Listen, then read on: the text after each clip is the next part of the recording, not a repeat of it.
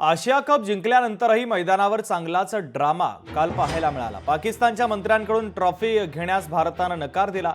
पाकिस्तानच्या हस्ते आम्हाला ट्रॉफी नको, भारतानं ही भूमिका घेतलेली होती। प्रेझेंटेशन सेरेमनी 1 तास 16 मिनिटं उशिरानं झालेला होता। विजय एशियन क्रिकेट चे अध्यक्ष आहेत, त्या काउन्सिलवरती भारतीय जनता पक्षाचे पुढारी सुद्धा आहेत महाराष्ट्रात।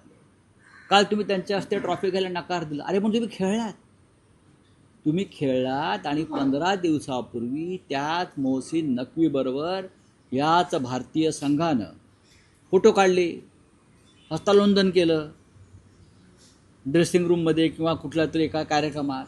मग तुम्ही देशाला काय मूर्ख बनवताय? तुम्ही देशाला मूर्ख बनवताय का? बाहेरचं एक रूप वेगळं आहे मैदानावरचं आणि आतलं रूप वेगळं आहे। तुम्ही कोणाला मूर्ख बनवताय?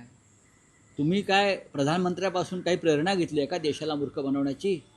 आपल्या ते जसं मूर्ख बनवतात भाजपचे लोक, हे आता लोकांसमोर येणं गरजेचं आहे। जी पाकिस्तानची भूमिका आहे, जी हिरव्या पाकड्यांची भूमिका आहे, तीच संजय राऊत यांची आहे। कारण संजय राऊत यांना भारत जिंकला याचं जणू काही दुःखच झालेलं आहे। जिंकलेल्या आपल्या भारताच्या यशावर आणि भारतीय संघाने जगाला जो एक संदेश दिला आणि विशेषतः कडक संदेश पाकिस्तानला दिला, या सगळ्यामुळे घाबरलेल्या लडखडलेल्या मनस्थितीत संजय राऊत भरकटलेले आहेत आणि म्हणून हिंदुस्थानच्या विजयावर या पद्धतीने शंका उपस्थित करण्याचं काम संजय राऊत करतायत।